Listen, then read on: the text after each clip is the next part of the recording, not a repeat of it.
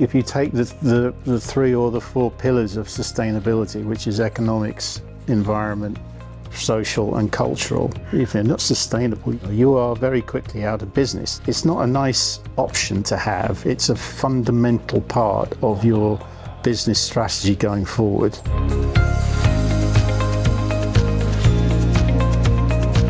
We're not going to change the industry overnight. It is going to be incremental, and it's going to start with those clubs that are really aware of the need to change, and that will develop incremental change, and the willing will follow, and eventually you'd hope that the non-willing will realize that they have to follow or they're done.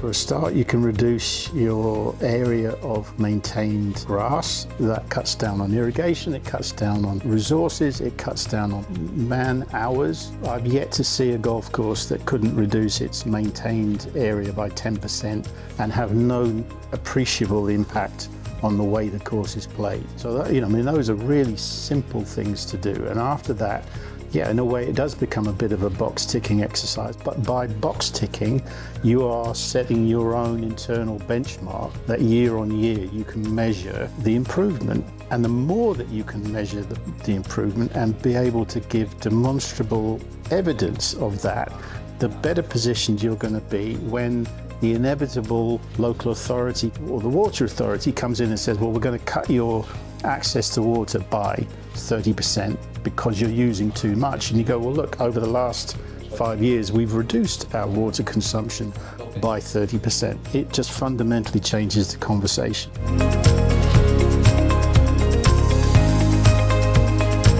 So the Dunes course at Costa Navarino is a Bernard Langer design, which we helped Bernard with back in the sort of late 2008s, 9s and 10s. Some of the steps that we took in terms of water usage, they have their own reservoirs here. 2% of the water that they use comes from existing aquifers. The rest of it is all reclaimed either on site or is treated sewage effluent water. There is the biggest heat exchange system on a golf course, we think, in the world, underneath the golf course here, which provides heat and cooling to the hotels and the residences year round. So that reduces their energy consumption, I think, by about 80%. We didn't take out any trees. So this was an old olive grove. All of the olives were relocated within the site. So there was no net loss of trees. And as a result, they are probably at the forefront of ongoing sustainability in terms of the environmental measures, power usage,